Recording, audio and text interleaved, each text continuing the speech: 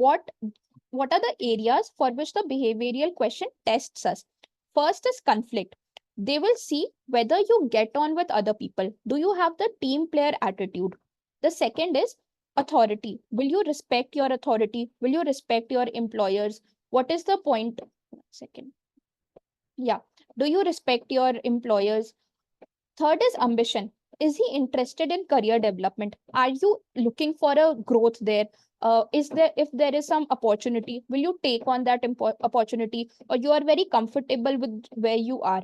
The fourth point is networking. Are you able to develop and maintain contacts? Because, for example, there's a sales role. So, are you able to get more contacts there? Are you able to increase your networking? And the fifth is sociability.